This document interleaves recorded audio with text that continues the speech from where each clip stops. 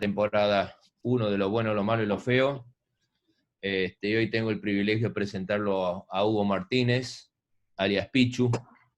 Todos lo conocemos de esa manera, es el jefe de la sección de Flebo Linfología, y recién recordábamos que él fue de los primer camada con 4 años de residencia, fue cuando pasamos de 3 años a 4 años, y la verdad que hacer guardia con Pichu era muy divertido, operábamos mucho, ayudaba a todo, así que la pasamos barro, pasamos buena fiesta de fin de año, me acuerdo, con regalo de los pacientes y todo lo demás, así que la verdad fueron épocas geniales, Pichu, así que vuelvo a aprovechar a agradecerte lo que en esa época has enseñado y todo lo que has puesto para el servicio, así que va a ser un gusto escucharte y se va a referir a básicamente lo bueno, lo malo y lo feo sobre educación y retiro, y le agregó un subtítulo que me gustó, palabras robadas.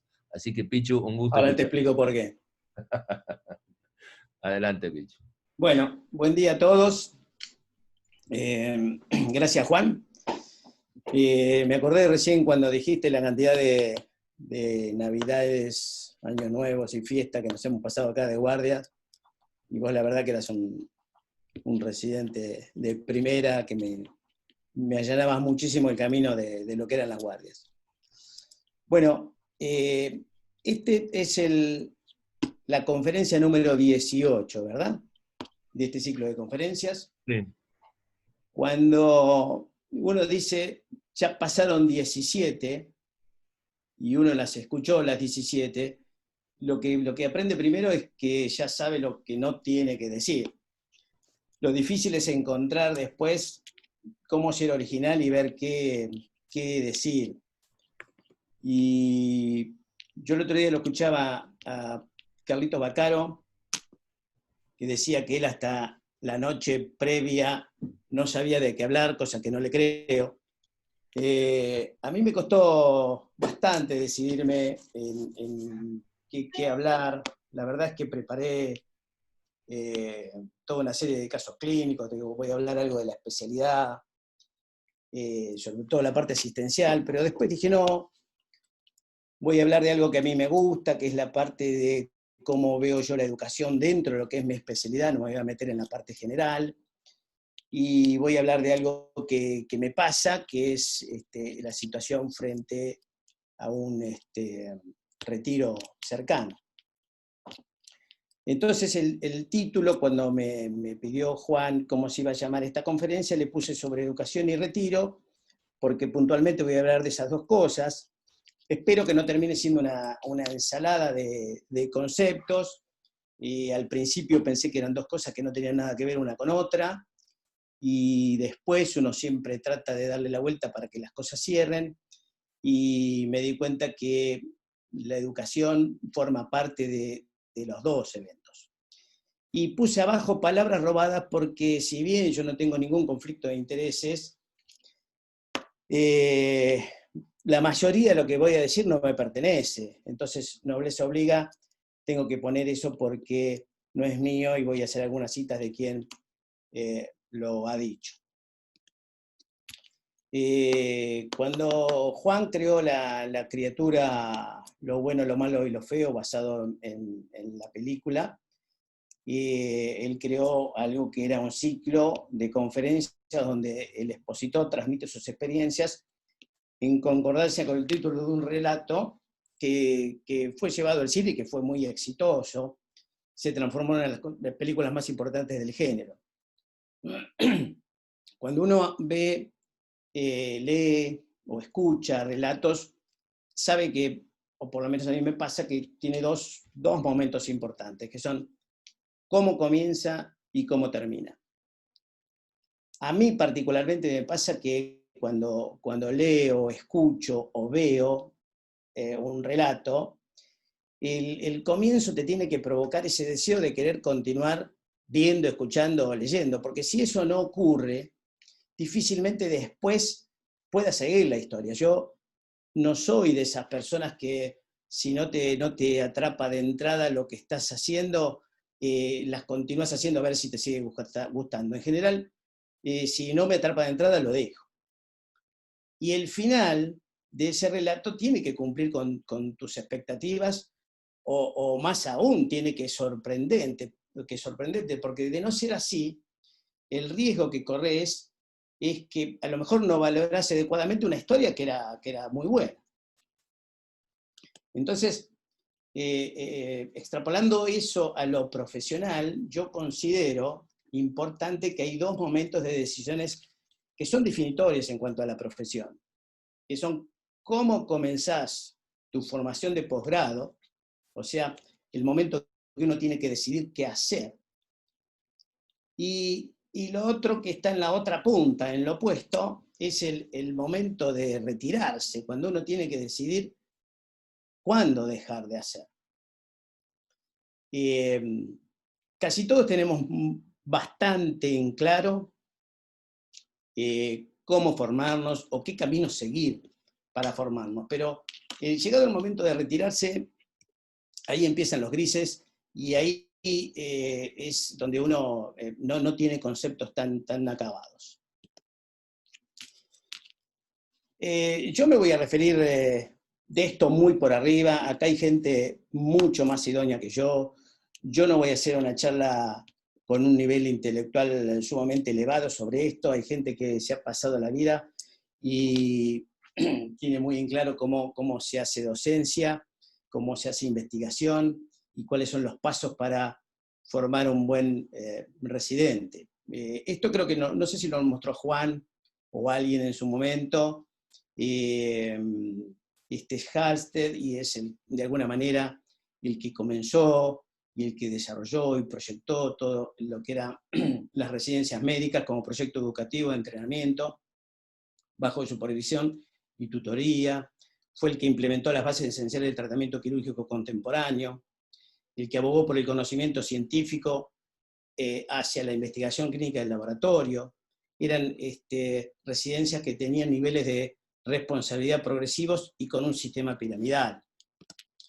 Después Churchill de Harvard diseñó un modelo que enfatizaba sobre todo la investigación clínica y era un modelo que te daba mayores responsabilidades con los años y era un modelo bastante más lineal.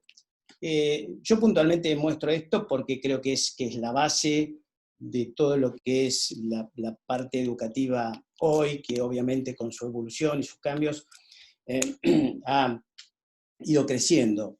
Y no me voy a meter puntualmente en esto, porque hay gente mucho más idónea que yo, pero sí me voy a meter en algo que conozco un poco más, que es cómo es la educación dentro de lo que es la cirugía vascular y dentro de ello mi especialidad. Las conclusiones de las dos primeras diapositivas que pasé son que el entrenamiento básico mediante el sistema de residencias está ampliamente conocido y demostró su idoneidad, pero también fuera de esa residencia, la gran mayoría de los que la terminan quieren hacer una formación de posgrado y buscan un entrenamiento avanzado después de su entrenamiento básico. Los avances en el conocimiento, la disponibilidad de acceso a la información, el desarrollo de tecnologías endoscópicas mínimamente invasivas, cambió en general la formación teórico-práctica para el cirujano de este siglo. Y si vamos a lo que puntualmente a mí más me compete, que es la parte vascular, ya en el año 1996, Frank Bay, que es un cirujano vascular súper reconocido y que hoy es el Bates Symposium, es uno de los eventos más importantes dentro de lo que es la cirugía vascular, que se hace todos los años en New York. Ya en el año 1996, él habló de la revolución endovenosa y dijo, transformate en endocompetente o estás extinto. Y eso fue así, tanto fue así que este gráfico que les muestro, fundamentalmente va dirigido a que lo que está abajo en color verde son los procedimientos en cirugía convencional y cómo se han ido aplanando versus a toda la otra cantidad de procedimientos que han aparecido con el correr de los años. Esta es una diapositiva que se presentó en el American Menoforum, el doctor Almeida, en el año 2017, donde puntualmente él lo que quiso mostrar era el incremento en la cantidad de procedimientos que se efectuaban sobre el sistema venoso superficial, desde el año 2004 hasta la fecha esa del 2017. Y el incremento es una cifra que asusta, es el 4.675%. Entonces uno se pregunta qué pasó en eso, qué sucedió. ¿Aumentó la cantidad de pacientes con dicha patología? Probablemente no, pero sí, como son patologías, como son procedimientos mínimamente invasivos, hay más pacientes que están predispuestos a hacerlos. También hay una mayor oferta de dispositivos y procedimientos endovasculares, hay una mayor cantidad de profesionales que lo efectúan, hay sobreindicaciones del procedimiento y fundamentalmente esas sobreindicaciones estaban basadas porque había ausencia de controles y ausencia de certificaciones. Esto que le muestro acá, no se los voy a explicar ni mucho menos porque me pasaría el día hablándoles de esto, pero son la distinta cantidad de dispositivos de ablación que existen para una misma cosa. Fundamentalmente se dividen en dos áreas, que son los que trabajan por calor y los que no trabajan por calor.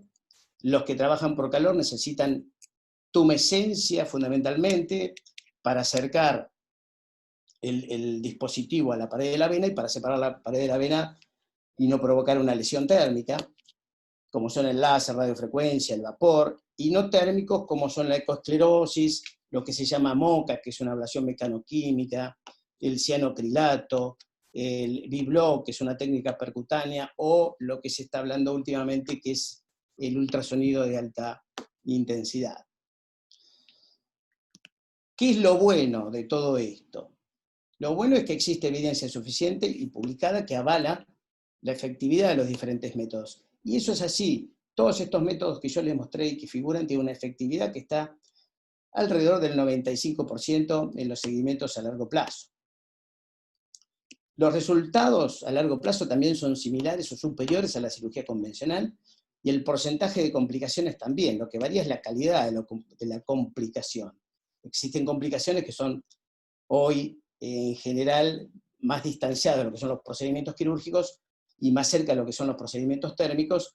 Lo que dice HIT ahí serían las trombosis inducidas por calor, que eran problemas que antes no teníamos y que ahora sí tenemos. Y lo último que puse ahí, que es el apoyo quirúrgico en la realización de un método endovascular, desvirtúa el mismo.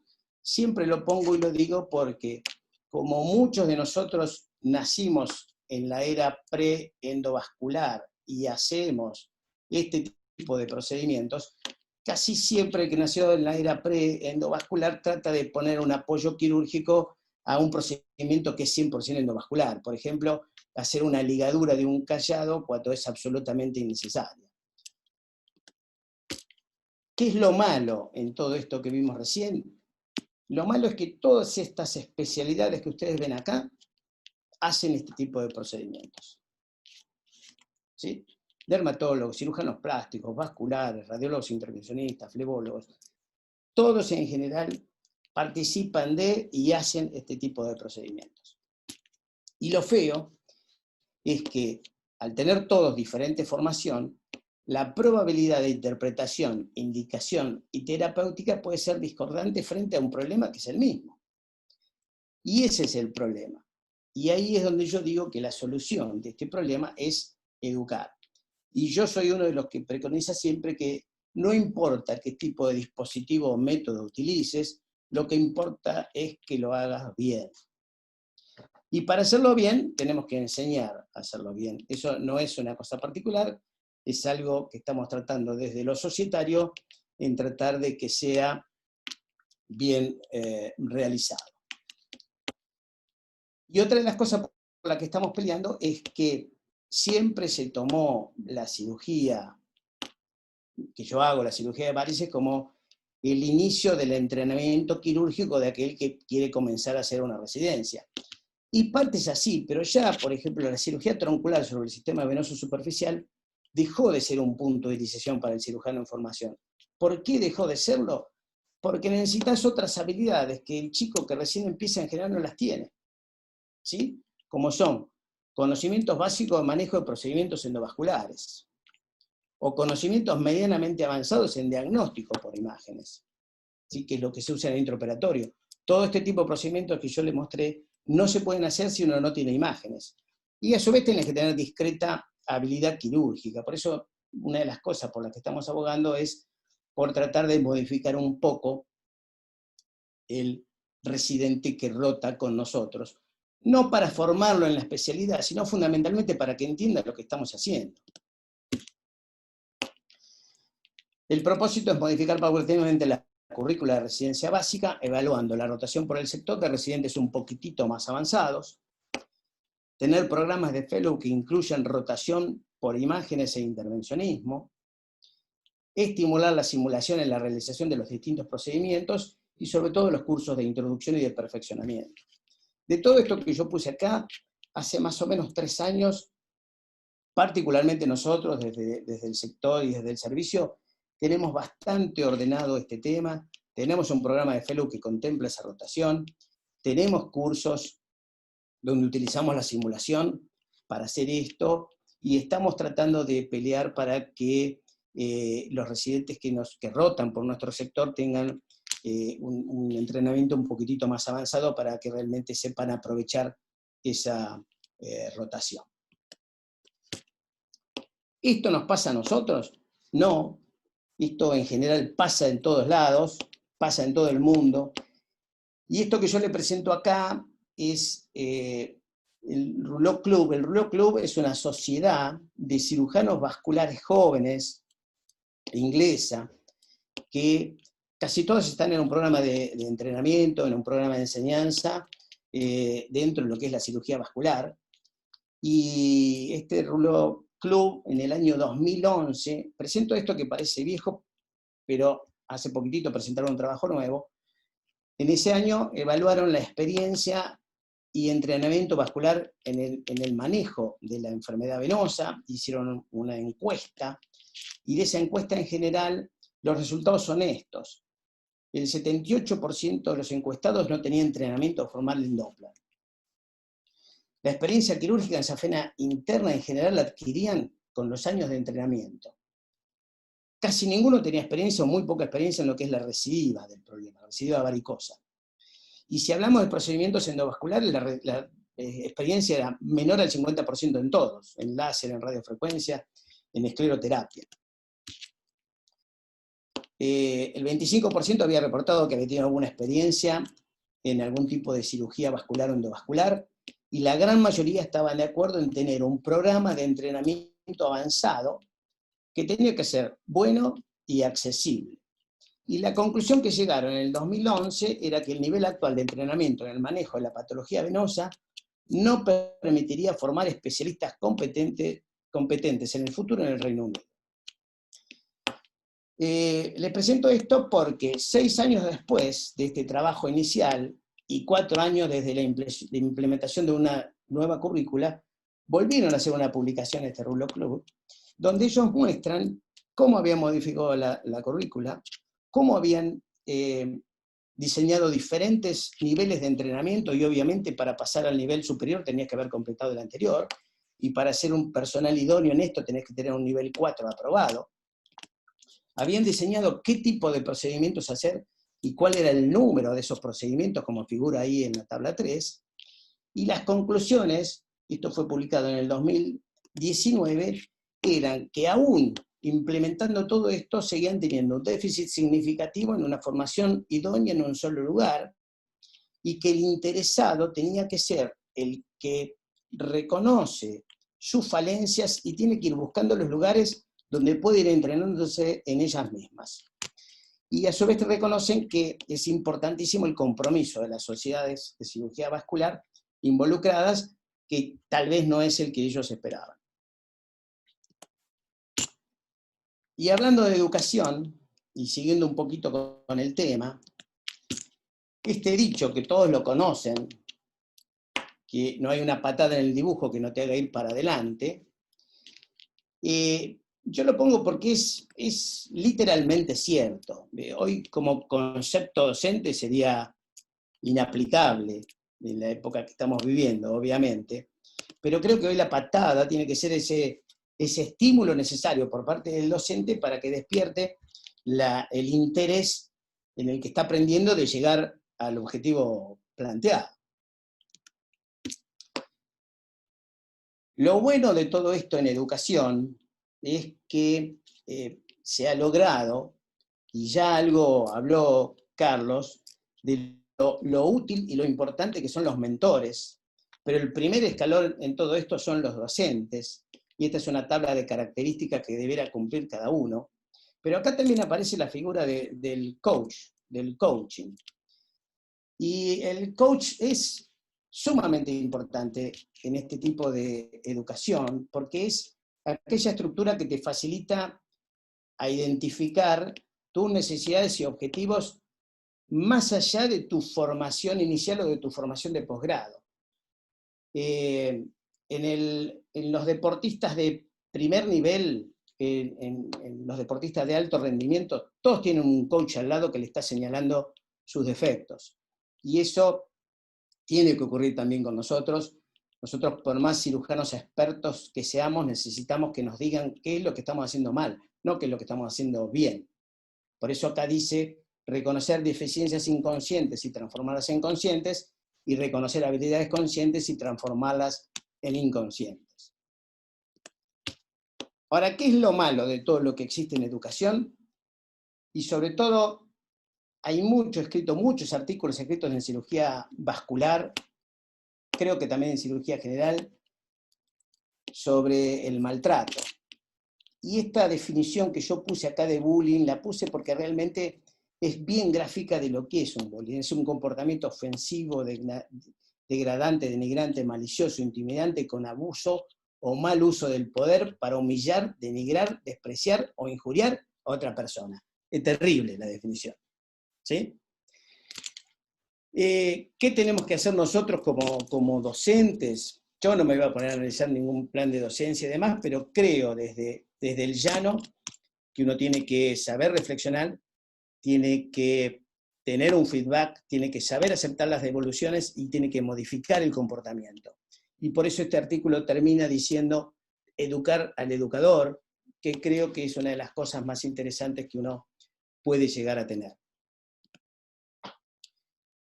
Esto que le muestro acá es esas cosas inentendibles que tiene en la medicina, donde llegan a publicarse en revistas de primer nivel. El primer nivel dentro de la cirugía vascular es el Journal of Vascular Surgery.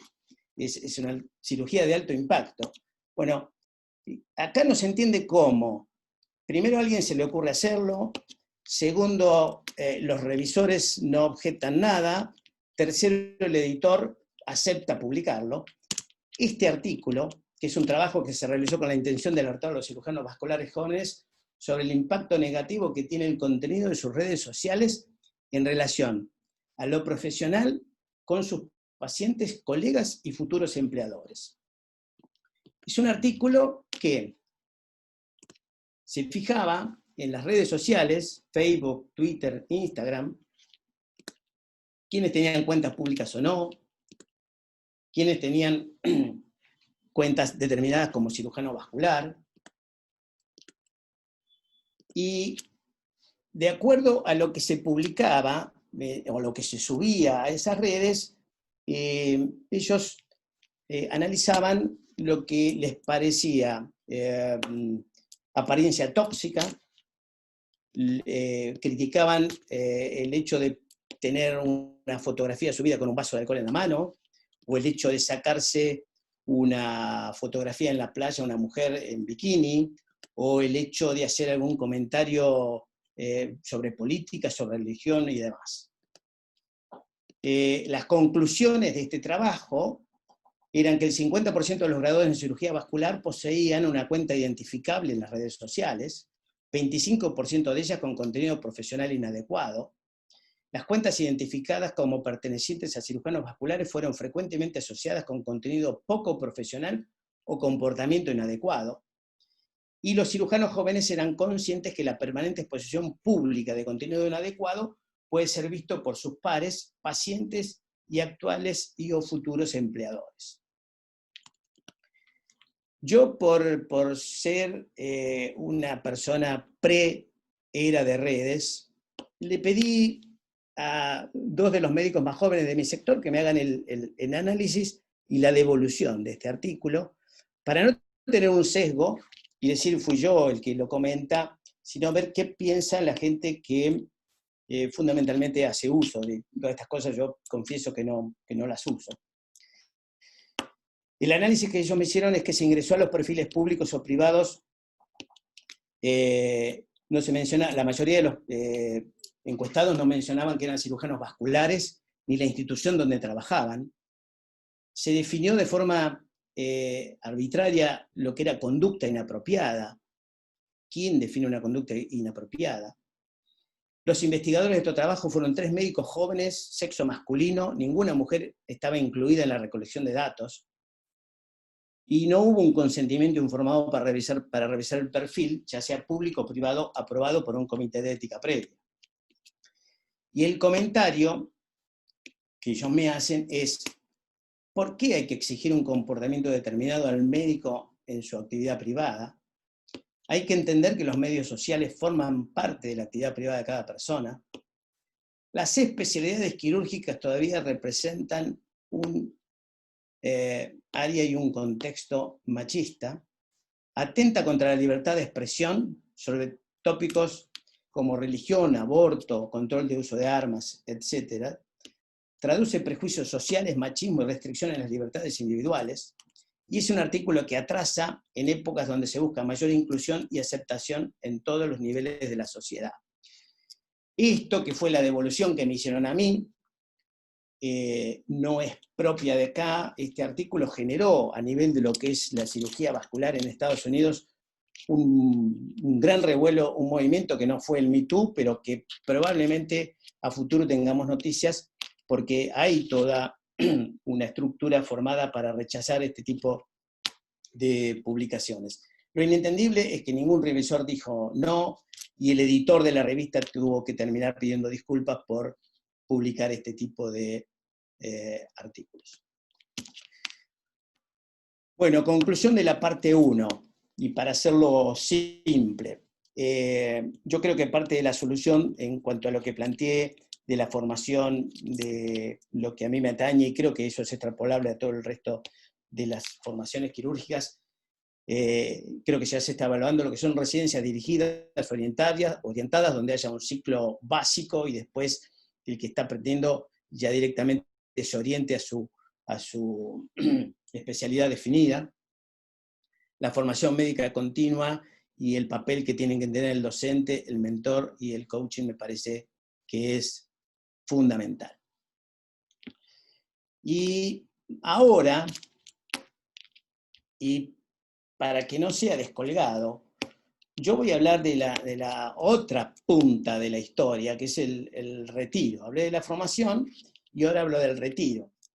¿Y por qué digo para que no sea descolgado? Porque el retiro también necesita una educación. Está muy claro, o bastante claro por lo menos, cómo comenzar.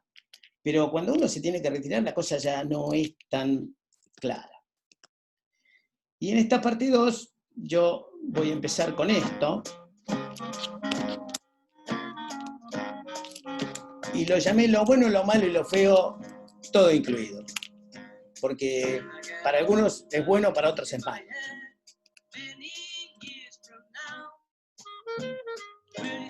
Me callo un minuto ahora.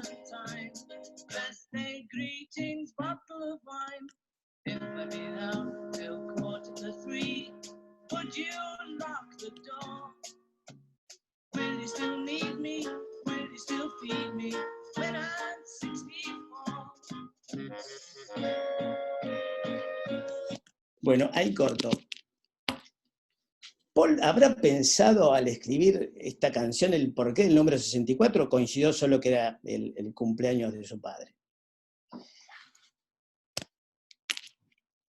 Quizás tengan en cuenta el 64, porque el 64 es el número donde vos empezás a darte cuenta que cumplís los 65, de paso yo digo que los cumplí en junio, y donde tenés que empezar a bajarte del carrito de la montaña rusa y decir a qué otro juego te vas a subir, ¿sí? Que no sea el vértigo de esa montaña rusa. Por eso puse ahí, parafraseando a Paul, quizás sea esa la edad donde se comienzan a mirar las cosas con otra perspectiva. Y cuando puse lo bueno, lo malo y lo feo todo junto es porque hay gente que lo ve bien y hay gente que no lo ve tan bien. Acá hay dos músicos y compositores famosísimos, mundialmente conocidos. Leonard Bernstein, cuando le preguntaron sobre su ancianidad y cómo veía la misma, él respondió esto: he alcanzado el punto más alto de mi descenso. Como diciendo, si doy un paso para adelante, todo lo que sea para adelante es para abajo, ¿verdad? Ahora, cuando le preguntaron a Pablo Casal por qué a los 91 años practicaba violonchelo todos los días, él respondió esto: porque estoy comenzando a ver progresos a los 91 años. ¿Sí? Y en realidad son dos puntos de vista totalmente opuestos para una misma cosa. Y en este artículo, que en realidad es una editorial que escribe Lardy, él, en forma optimista, creo que lo dice, sigue adelante si puedes, pero sí consciente de la necesidad de cambios o del retiro. Si tenés que ser consciente, es difícil darte cuenta, digamos, cuando vos ya no sos consciente no te vas a dar cuenta de esto. Me parece que es un comentario sumamente optimista y que es parte del problema que les voy a mostrar ahora. Esta diapositiva no está mal, esto lo hice a propósito. Dice retirado o retirado. Parece lo mismo, se escribe igual, pero no es lo mismo dejar de ejercer voluntariamente tu profesión y pasar a la categoría de retirado a que te declaren incompetente para ejercer tu profesión y pasar a la categoría de retirado. No es lo mismo. ¿Sí? Lo inteligente siempre es dejar voluntariamente de hacerlo. La pregunta es ¿cuándo? Existe un soporte perfectamente reconocido por organismos gubernamentales, universidades, instituciones, para la formación del que se inicia. Eso lo vimos antes, lo saben todos pasaron por eso, y está sumamente escrito. Ahora, los grises empieza cuando te tenés que ir.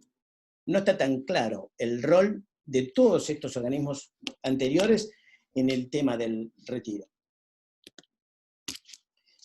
Yo le dije que no era de la época de las redes, y yo en el año 1992 estuve con Greenfield, porque fui a ver el tema de los filtros con él, y me puse a seguirlo, como se hacía en esa época. Seguirlo era buscar las publicaciones que el tipo hacía.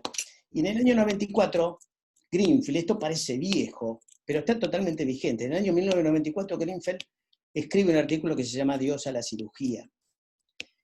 Y muestra este cuadro que está ahí, donde se ve el deterioro cognitivo del cirujano o del profesional que va entrando en años. Y él dice que está claro la necesidad de mayor información sobre la performance del cirujano mayor. Estudios cognitivos funcionales, controles periódicos son necesarios en oposición a los criterios subjetivos, a lo que decía Dardy, y a lo que, de alguna manera, yo les dije al principio, cuándo es el momento. O sea, no puede ser algo subjetivo, sino que tiene que ser algo realmente objetivable. Y el artículo de Lazar Greenfield termina con una cita de un poeta americano, Longfellow, que es reconocida, que dice: la vejez tiene sus ventajas, al igual que la juventud, aunque vienen con otra vestimenta. De la misma manera que cuando la luz del crepúsculo se desvanece, el cielo se cubre de estrellas que son invisibles durante el día. Una manera en poesía de ver la cosa. La edad de los médicos es lo único que de alguna manera afecta la competencia del médico, no. Y fundamentalmente el hecho de trabajar aislado o trabajar fuera de los pares hace que uno sea menos competente más allá de la edad. En el año 2017, Pellegrini y Dellinger escriben un artículo donde yo extraje algunas cosas que me parecieron interesantes.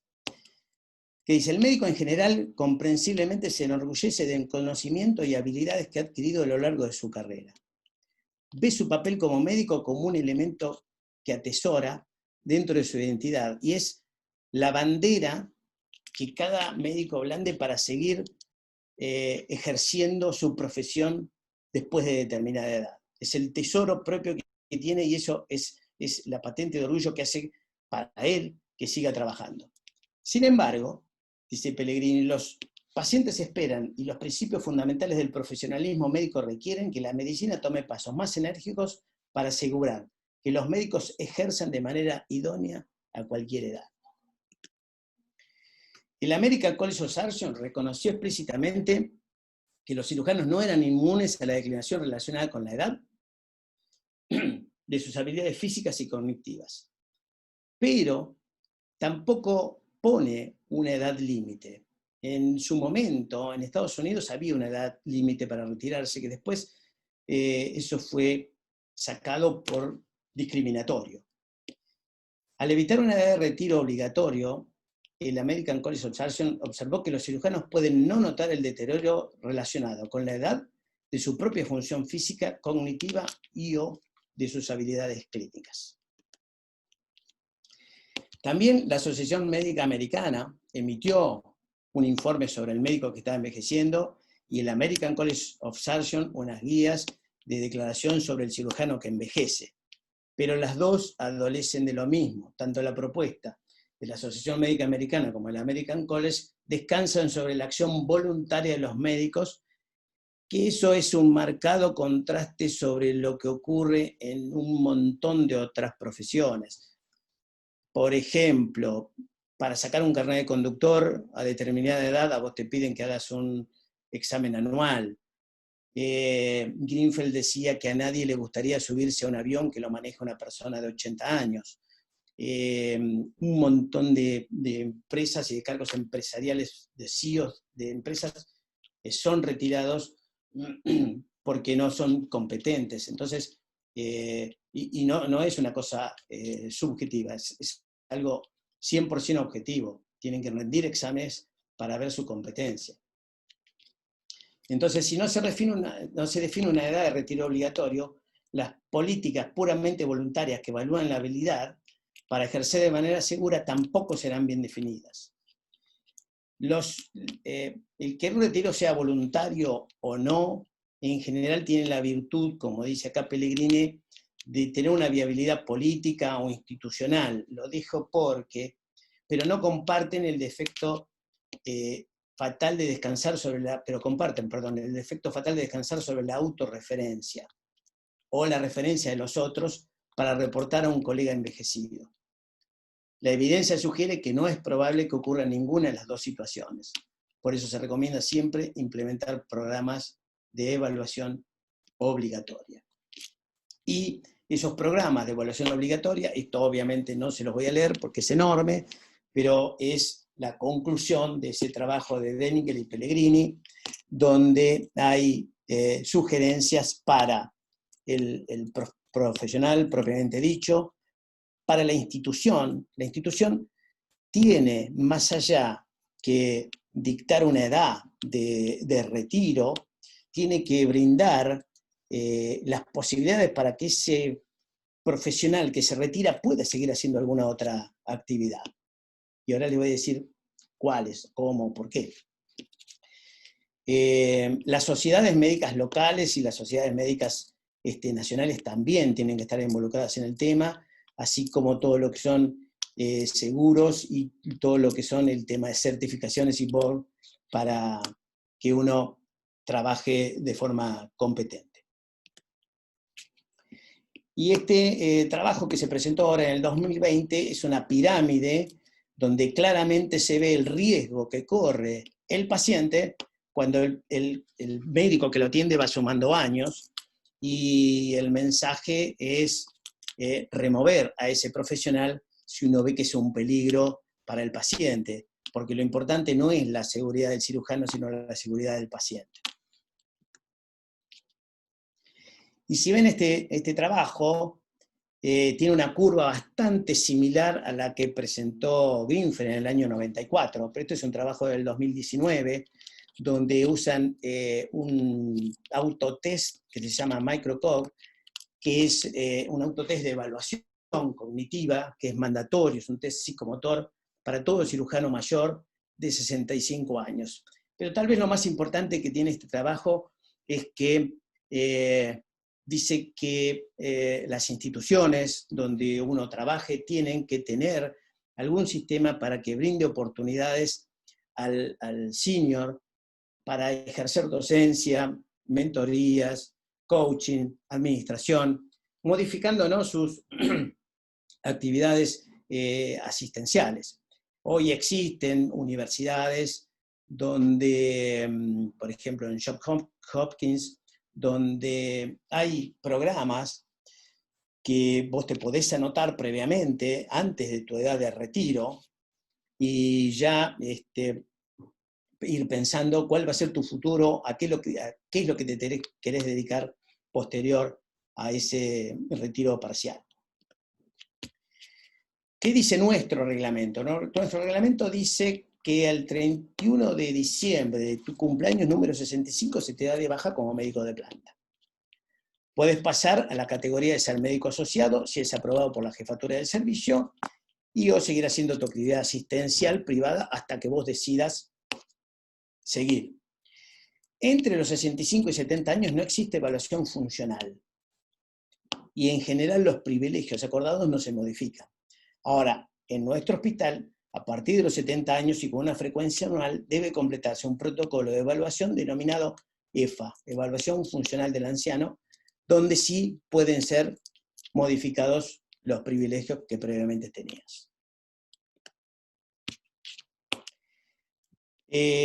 Lorenz, esto me lo pasó Juan, escribió bastante sobre el tema del retiro del cirujano y él mismo dice que escribió mucho porque él se retiró a los 65 años del Hospital Británico, siguió con su actividad quirúrgica hasta 10 años más, y después se retiró, pero no tuvo en cuenta la longevidad, y bueno, eso hizo que escribiera una serie de cosas que yo extracté algunas que me parecieron sumamente interesantes. Él dice que es justa y necesaria la caducidad de los líderes por razones de edad. De continuar en su tarea, es posible que hagan solamente eso, y les falte el impulso y la renovación de ideas necesarias para lograr un desarrollo. La otra cosa que dice Loren, que es interesante, que cuando vos sos líder en algo y te tenés que ir, debes aceptar que el tiempo del protagonismo pasó. Y no esperes tener el protagonismo que tenías en otro lado en tu casa, porque ese protagonismo también lo perdiste, es un territorio que cediste hace años y que tenés que volver a tu casa en calidad de soldado, de tropa. Y exceptuando el sueño, lo único que se puede hacer durante 8 horas o más, a decir de Lorenz, día tras día, es trabajar o mantenerte ocupado. Esta es una editorial de una cirujana vascular, también que se está retirando, donde ella pone cuáles serían los tips y herramientas para aquel que está por retirarse, y dice cosas generales como adquirir buenos hábitos, comer proteínas magras, grasas insaturadas, vegetales, granos no procesados. Dice que la gente ama su comida, pero tiene que amarse. Que ahorres el 25% de tu sueldo para prepararte a futuro y no corras estrés, cosa que es difícil, hay que tener mucha disciplina para eso. Reúne un grupo de profesionales y amigos para que te ayuden a alcanzar metas. Ofrécete a participar en otros grupos para hacer lo mismo. Organiza tu salud y tus finanzas, eso te ayudará a pensar claramente. Encuentra una pasión y vívela. Bueno, eso es lo que dice ella. Y esto es lo que digo yo. Yo, en base a lo que leí y lo que vi, hice un decálogo de 8, no de 10. No todo decálogo tiene por qué tener 10, puede tener más o menos. Y pose cosas que son ciertas, que son posibles y que son obvias. Certezas, de lo que hacías ayer, hoy vas a hacer mucho menos. Tener una cobertura de salud, la vas a necesitar. Busca algo que te dé placer o una pasión. Si no la encontrás, seguí buscándola. Siempre es bueno tener objetivos a cumplir.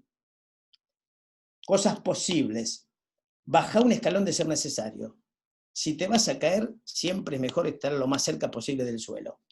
Esto referido un poco a todo, pero también a lo económico, me estoy refiriendo. Es bueno siempre tener a alguien cercano que te pueda dar una mano, no en lo económico, todo lo demás. Y las cosas obvias, actividad física, deportes, alimentate bien, todos sabemos cómo, el tema es hacerlo, y controlate en todo sentido. Y creo que con esto termino. Esperemos no tener otra pandemia, y si hay otra pandemia, algunas sugerencias para Juan. Creo que no tenemos que estar hablando de esto, que sería la saga que sigue a lo bueno, lo malo y lo feo.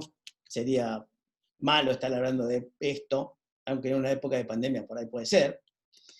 Y seamos un poco más lúdicos y tratemos de hablar de cosas que nos den placer, comidas y bebidas, en qué creemos, si creemos en algo y lo que amamos. Bueno, con eso termino. Muchas gracias. Bueno, Pichu, muchísimas gracias por esta charla. La verdad que fue fabulosa porque es un espectro amplio y, como vos dijiste, tiene una lógica que es hablar del inicio y llegar al fin con interés. Pues la verdad que ligaste muy bien todo. ¿Me escuchás bien, Pichu? ¿Se escucha bien? Sí. Bien. Hasta que si aparecen preguntas, yo voy a ir mirando un poquitito esto. Cuando hablabas de palabras robadas, me acordé de una frase que es muy buena, que dice que cuando uno copia a un autor, eso se llama plagio. Y que cuando copias a muchos, eso es investigación. ¿Sí? Es la primera cosa importante cuando uno usa palabras robadas, ¿no? Al menos dice de dónde son. Excelente. Creo que lo que vos hablaste de alguna manera desde tu espectro de la especialidad, creo que se cumple en todas las áreas de la cirugía, digamos, la migración de que uno se forma como residente y que va a una especialidad es algo, yo diría que ya obvio e implícito. Inclusive aquel que quiera hacer cirugía general no se puede contentar casar con una residencia de 4 años y que va a ser un buen cirujano general, porque necesita seguir formándose. Es decir, que lo que vos de alguna manera mostraste en tu especialidad ha pasado para otros, ¿no? Tal cual. Creo que la palabra que dijiste y me encantó es endocompetente, ¿sí? Y creo que es la necesidad de adaptarse sí o sí. No Y la creo dije que yo, la dijo Bate. sí, pero es una frase muy buena porque te demuestra claramente que uno se tiene que adaptar. Nos pasó con lo mini invasivo, si te acordás, cirujano grande, grandes incisiones, Sí, ¿me grandes entendés? incisiones, sí. Y hoy se dice que mejor cirujano es aquel que menos marca deja. Es decir, que todo lo que son de alguna manera los objetivos fueron a parar al diablo, ¿no? Tal cual. Creo que está muy bueno lo que vos planteás y estoy pensando en nuestros residentes cuando rotan por flebología, y eso, bueno, creo que es muy bueno que ustedes lo adviertan, y Fanny nos había advertido en el grupo de residencia la necesidad que sea un residente algo más avanzado, sobre todo para tener un poco más de conocimiento que lo que vos estás diciendo acá, un poco saber lo que No, uno no porque vaya a técnicamente... ser la especialidad, sino, No, no, digamos, un poco el comentario era, porque los chicos cuando llegan, siempre tenemos chicos que recién empiezan, que no saben ni siquiera cambiarse dentro de un quirófano, y vos les aparecés con una imagen de ecodoppler y los tipos no saben ni lo que están viendo. claro. Sí. Entonces, para que aprovechen un poco más la rotación y entiendan un poco lo que están haciendo, es que necesitamos, me parece a mí, alguien que tenga digamos, un entrenamiento un poquitito mayor. No, yo no te digo que sea un residente de cuarto, ni mucho menos, pero alguien que por lo menos sepa lo que es una técnica de Seldinger, sepa cómo evaluar una imagen en una fotografía. ¿Mm? A eso me refería. Perfecto, sí, perfecto. Bien, acá empiezan a aparecer cosas. Axel te felicita, dice, excelente, Pichu. Marcelo Figari pide la palabra. Si le podemos habilitar el micrófono, por favor, a Figari. Fue nuestro jefe residente, eso no nos olvidamos, Obvio. Pichu, ¿no? Sí, sí. Vamos a ver si lo pueden habilitar. Bueno, ahí está Marcelo, creo que está habilitado. Creo que ya me habilitaron. ¿Me escuchan? Bien. Sí, sí, te Sí, sí, escuchamos. perfecto, Marcelo. Bueno, sí, ante todo, bueno, recordar ese momento de que fui el jefe de residentes y vivimos ese momento del cambio de 3 a 4 años. Como vos decís, Juan, fue así. Gustavo Leme hizo 2 jefaturas, 2 años de jefatura y Pichu fue el primero que cumplió los 4 años. Bueno, Hugo, felicitaciones. La verdad que me parece que planteaste muy, muy bien ambos aspectos y que son bastante complementarios en algunas cosas. Respecto a lo primero, me parece fundamental que hayas realzado el rol de la educación profesional continua, ¿no? Particularmente en especialidades en las cuales han cambiado tanto los perfiles y se han agregado tantas nuevas competencias en el desarrollo profesional que es muy difícil cubrirlo en una formación básica. Entonces coincido que nos lleva a 2 puntos. Uno, el de volver a discutir y pensar el tema de las residencias especializadas, pero lo otro es el valor de la educación continua y cómo llevarlo adelante, porque muchas veces las sociedades científicas tienen el know-how, pero no tienen la capacidad de estructurar adecuadamente los procesos de aprendizaje, y las universidades que tienen el know-how de cómo hacer adecuadamente los procesos de aprendizaje no tienen el know-how profesional a veces. Entonces, me parece que esa es una buena cosa que uno puede hacer, acercar las universidades que titulan a las sociedades científicas que tienen la experiencia profesional como para orientar y desarrollar más oportunidades para los profesionales ya formados que requieren actualizarse permanentemente en el campo. Así que me parece que siempre ahí hay oportunidades de mejora. Y lo segundo, con respecto al tema del retiro, que bueno, nos toca a todos muy de cerca, particularmente a los 3 acá involucrados, yo creo que está muy bien lo que decís, particularmente no vivimos en un país muy proclive a favorecer la planificación, por lo tanto, en nuestro caso, lo de acordarse a los 64 sería un poco tarde, ¿no? En el caso nuestro sería una década antes, como para que al momento del retiro por lo menos efectivo en nuestro medio, que es 65, efectivo desde lo económico, ocurra que tenés alguna capacidad de reserva como para estar tranquilo. Pero yo creo que si bien los 65 no es el fin de tu capacidad profesional, indudablemente, por más que todavía estires 5 años, 10 años, las capacidades van perdiéndose, pero sí hay otras capacidades que vos las recalcaste muy bien, como es la capacidad de dirigir, la capacidad de planificar, de ayudar a otras personas a recorrer adecuadamente el camino profesional, que puedan respaldarse en vos, la capacidad de gestión, que muchos la han desarrollado paralelamente a las actividades quirúrgicas y otros no tanto, pero que es importante, es mucho lo que se puede aportar en esta época. Y finalmente, como vos decís, en el momento que se dé el pleno retorno al hogar y el alejamiento profesional, ir con la humildad suficiente de no tratar de trasladar a la casa el mismo entorno o las mismas Es una gran verdad eso, sí. que manejaban en el ámbito profesional. Así que me parece que fue una muy buena revisión, muy buen resumen de tu parte de lo que todos por otra parte pensamos, y la verdad que en un momento muy oportuno, así que felicitaciones.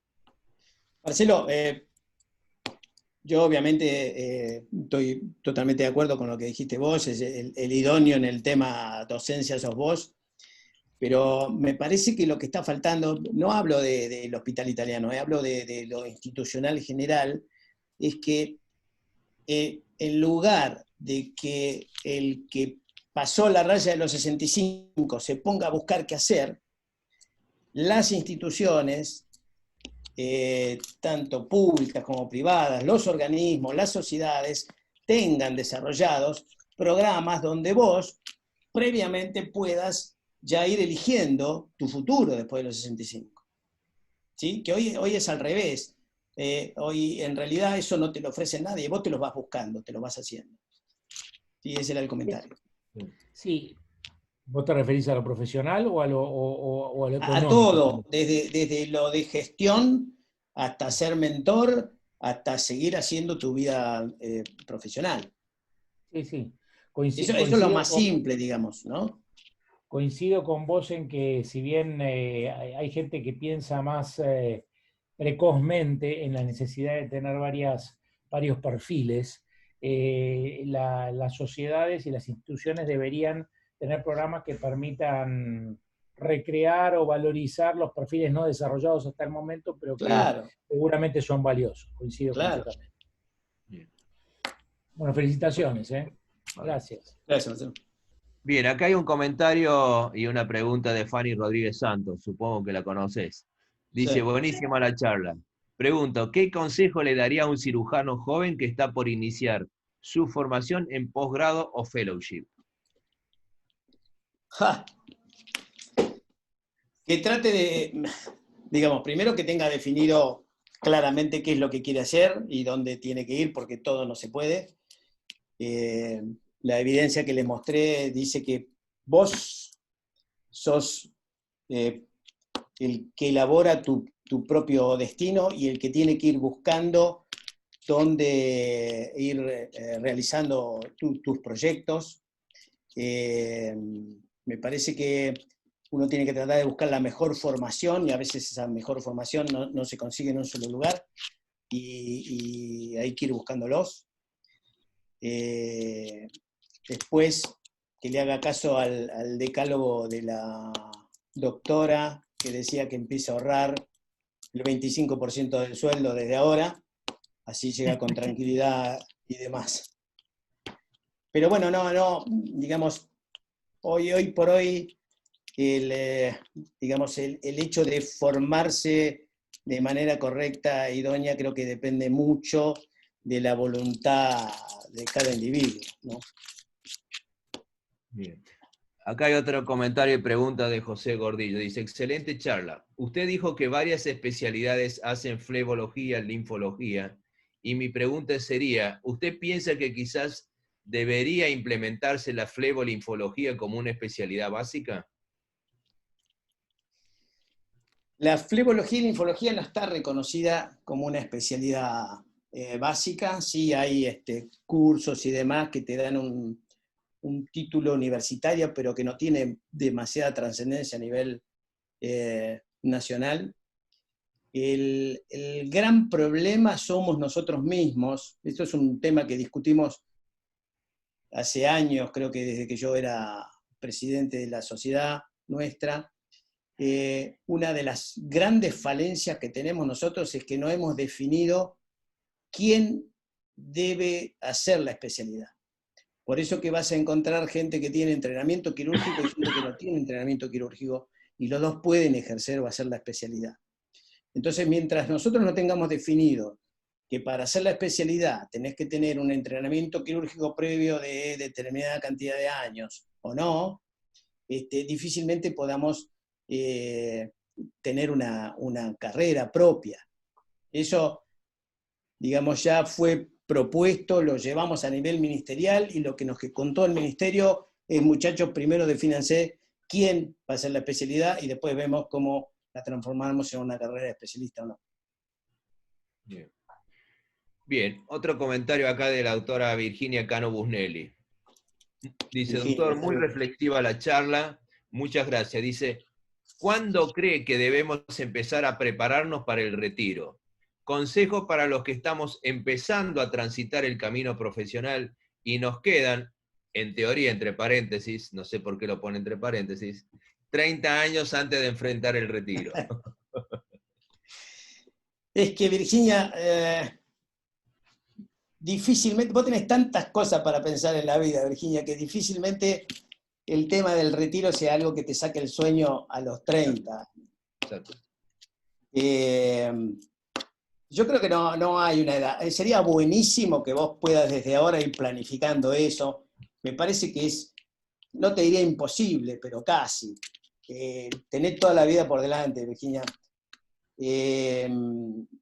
Si podés planificarlo, pero digamos, mi experiencia es que uno empieza, yo les dije, le di un poco la cosa gráfica de la montaña rusa. Uno en este hospital fundamentalmente, y lo que hacemos nosotros es un vértigo día a día, donde yo tendría que decirte que hace 38 años que estoy acá, y en algún momento te tenés que bajar del carrito, pero yo eso no me lo planteé a los 30, ni a los 40, ni a los 50. Te diría que es algo que uno empieza a ver venir un poco más cercano, ¿no?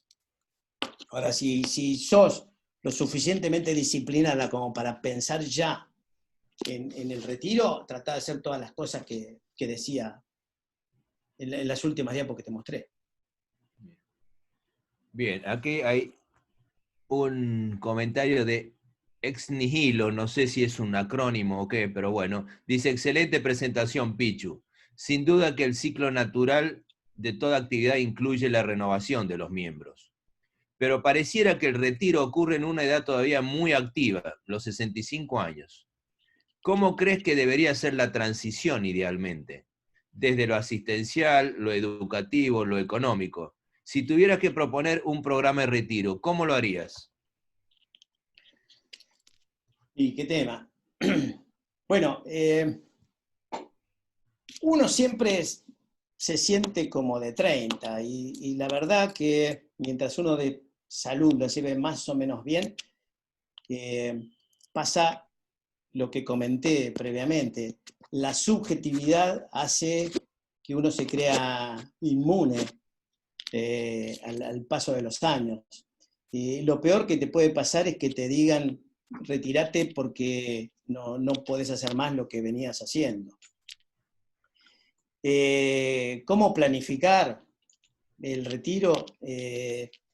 Yo por eso hablo de educación. Me parece que es todo un área de grises donde cada uno trata de buscar su mejor opción. Lorenz decía que para retirarse, digamos, tratar de buscar alguna actividad que puede ser afín a la medicina o no, o podés seguir ejerciendo, depende también lo que hagas, ¿no?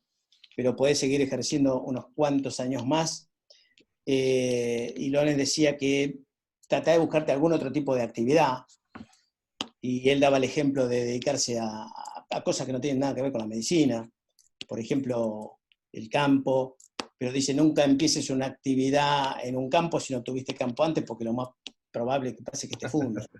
Entonces, vos tenés que tener una expertise, una experiencia previa si querés hacer alguna otra cosa. Ahora, yo no te podría dar un plan de retiro. Yo me acuerdo que le pregunté a Demetrio el año pasado, que estaba en la misma situación que estoy yo hoy, qué pensaba, y él me respondió con una sola palabra, raro. Es raro, ¿viste? Es una situación rara donde la podés ver como mostré, como estos dos compositores que mostré, uno con optimismo, otro con pesimismo. A mí me parece que uno lo tiene que tomar como un desafío, es una cosa nueva, y como cosa nueva es algo que es interesante poder llegar a hacerla. Obviamente si uno encuentra algo que hacer dentro de lo que uno sabe hacer, mejor. O tal vez digas, bueno, yo ya cumplí con la medicina, me quiero dedicar a otra cosa. El tema es que encuentres cómo hacerla, pero no te podría definir un plan a seguir. Creo que cada uno se va construyendo su propio camino, su propio plan, hoy. Y esa es la crítica de todo lo que yo mostré antes. No tenemos, así como tenemos establecido que para empezar vos tenés un sistema de residencias, no tenemos establecido para terminar como tiene que ser. Bien, el que te preguntaba era Sunjo, me aclaró acá, el acrónimo ese es de Sunjo, después le preguntaremos qué significa ex nihilo. Sí. Bien, bueno, yo tengo algunas cosas que me había notado, Pichu, Dale. y que es lógicamente que vos cuando hablaste en educación hablaste de una cosa muy fea que era lo malo y era el maltrato, el bullying y todo lo demás, ¿no? Sí. Todos nos Sí. hemos comido puteadas, todos mandamos alguna puteada, porque es parte de la adrenalina de nuestro accionar, de nuestro imprevisto, de nuestra incertidumbre. Lógicamente, el bullying ya es algo más sistematizado, dirigido hacia toda una persona, ¿no? ¿Sí? Es decir, que una puteadita cada tanto todavía está permitida, digamos. Sí, pero vos sabés que está lleno, bueno, vos lees mucho, pero sabés que está lleno de publicaciones, Sí. sobre todo dentro del ámbito quirúrgico, y a mí, sobre todo dentro del ámbito de la cirugía vascular, donde hay muchísimas denuncias de bullying y de maltrato en los ambientes de entrenamiento quirúrgico puntualmente. Por eso yo lo planteé ahí, porque me parece que es algo a tener en cuenta. Obviamente que uno de vez en cuando grite o no, está en el control de cada uno, pero Obvio. creo que tenemos que ser conscientes de que no es lo que era antes, ¿sí? Y uno tiene que eso interiorizarlo de alguna manera y actuar en consecuencia, ¿no? Como todo, ¿no? Dicen que siempre es un péndulo todo hasta que uno encuentra un término medio, ¿no? Hoy se está hablando de que esta generación alguien la define como generación de cristal, como que se rompe muy fácil o que es muy, muy lábil, ¿no? Y bueno, yo creo que está en nosotros Sí, saber sí. convivir y sin lugar a duda, bueno, ayudar a exponerse, porque a las generaciones actuales se van a exponer con cosas feas, les Por guste eso o yo no. puse ahí que hay que saber escuchar el Sí, feedback que te dan y hay que saber modificar situaciones si da cabida a eso, ¿no? tal cual. Con respecto a las redes sociales, viste, yo soy bastante adicto a las redes sociales porque creo que es una excelente herramienta ya de hace Yo lo 10 años. conocías ese artículo. ¿Eh? Vos Sí, ese artículo lo sí, conocías. sí, sí, sí, lo vi. Y realmente Sí, cuando me lo mandaron indignado, y yo creo que realmente es así. Y me ponía a pensar que cuando yo empecé a hacer ¿Por qué yo me metí con Facebook? Básicamente porque mi actividad docente tenía que promocionarme entre jóvenes, que era lo que le iba a enseñar. Entonces, cuando vieron que yo estaba haciéndome un Facebook, uno de mis jefes me preguntó si me había agarrado el viejazo. ¿Sí? Entonces yo dije, decime una cosa, vos el próximo congreso, las invitaciones las vas a mandar por fax y correo postal sí. o vas a migrar. Difícil. Y esto fue un poco, fue la migración, que hay Claro. que entender que lógicamente lo que uno publica pasa a ser público y que se puede usar fuera de contexto. Pero eso no significa que uno tenga una vida personal y una vida profesional, y está claramente en uno, y uno se hace responsable de lo que publica. Pero decir que de alguna manera uno va a segregar a la gente por lo que publica, creo que es durísimo, ¿no? Que es un poco No, lo que no, lógico. El muestra, tema es que vos tampoco te podés tomar la atribución de ser juez, de decir obvio, esto está bien, esto está mal. obvio, exactamente, ¿Eh? exactamente. Coincido totalmente con vos. Eh, mostraste una publicación de Pellegrini. Pellegrini Sí, tuvo una mesa redonda justamente en una American Surgical Association, de donde salió esa publicación, y que para él el retiro fue sinónimo de gestión, y él se dedicó muchísimo a gestión, y un gestión. tipo que vos viste que hoy es un líder en todo lo que es el liderazgo en época de crisis y todo lo demás, todo lo estamos leyendo, es decir, que yo creo que está en uno saber encontrar un nicho de mercado y no tiene nada que ver con la cirugía esófago gástrica que él hacía, al margen de que a él siempre le gustó, ¿no? Pero yo creo que un poco la habilidad de buscar una actividad, un gran ejemplo es él, ¿no? Y si en la de publicación, bueno, primero me encantó que mostrara algo de Sgt. Pepper Band, porque eso es tremendo. ¿Sí? Sí, Es decir, sí. es una época de gloria. Para otros es de historia, para nosotros es de En gloria, ¿no? nuestra época. De nuestra época, En nuestra. exactamente. Sí. Y que está muy bueno eso cuando habla del 64, ¿no? Que como decís vos, uno lo empieza a Sí, pensar mucho antes en nuestro país, ¿no? tal Eh, cual. Quisiera recordar algo que dijiste de Lorenz, Sí, Lorenz, que es la frase que vos pusiste, que el hecho de que uno llegue a los 65 años y esté en condiciones de seguir haciendo lo mismo, ahí está el error, claro, porque se necesitan hacer cosas nuevas para un servicio, ¿sí? Entonces las claro. renovaciones, los servicios, creo que es básico eso, porque cada uno le dará el perfil sumando a lo que ya desarrolló el anterior, pero creo que un poco la renovación creo que es clave, ¿no? Totalmente. Así que bueno, mira, a mí me encantó, Picho. No vi que haya entrado ninguna otra pregunta. Creo que Perfecto. has cubierto muy bien esta expectativa. Esto lo vamos a subir a YouTube, con lo cual se va a Bueno, reproducir sobremanera y no me cabe duda que va a tener más devoluciones y más preguntas, pero creo que fue muy bueno que abrieras los ojos, digamos, a los jóvenes Sí. aunque te esté preguntando a alguien que le quedan 30 años, que sepa que algún día se va a retirar. ¿Sí? Es como la muerte, Juan. Viste que Sí. la muerte a todos nos pasa, pero nadie habla. Y sí, y sí. Y en esto pasa algo similar. Sí, ¿Viste? Por eso yo creo que tiene que haber una educación en esto sí. a futuro, para que a vos te sea más simple el tema de la transición. ¿Me entendés? Sí, sí, sin duda. Y yo creo que vuelvo a enfatizar que probablemente a nivel institucional podríamos ser parte de un cambio en el sentido de ver qué actividades puede tener la gente que se retira. Pues yo entiendo perfecto que uno tiene que dejar las actividades asistenciales para que el joven que viene crezca, porque si no nos vamos, no se cambian posiciones. Esto es un tablero.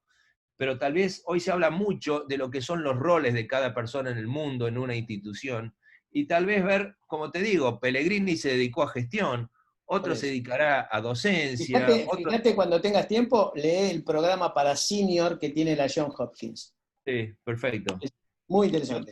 Yo creo que es un tema interesante que si no está desarrollado en la institución, es para empezar a trabajarlo.